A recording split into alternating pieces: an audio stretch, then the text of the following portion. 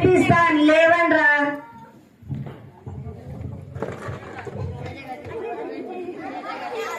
అయితే మనం గురువుగారి శిష్యులు అన్నమాటేగా.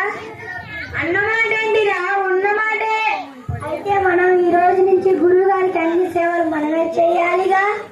అవునరా మొద్దు. గురువు గారు చాలా సేపటి నుంచి నించోనే ఉన్నారా. లోపలికి తీసుకెళ్దాం పదండ్రా. పదండి పదండి పదండి.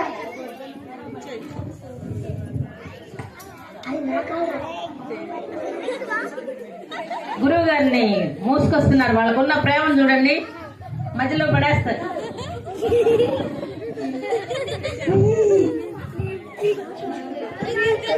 గురువుగారు చూసుకుంటా.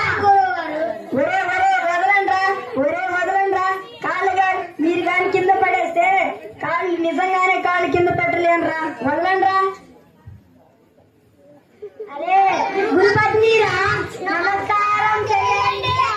నమస్కారం గురుపత్ని గారు. అయ్యో నా నడుము విరిగింది నాయన. అరే ఏం చేస్తున్నారు? ఆయన ఎందుకురా మోసుకొని వచ్చింది? కాళ్ళు ఇస్తే ఏం చేస్తారా?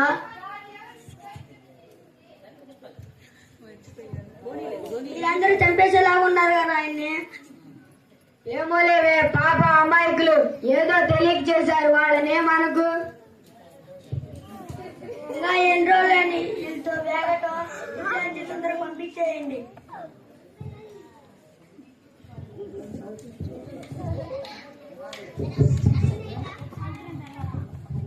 కొన్ని రోజుల తర్వాత, కొన్ని సంవత్సరాల వాళ్ళు నేర్చుకుంటూ ఉంటారు గురుగారి దగ్గర.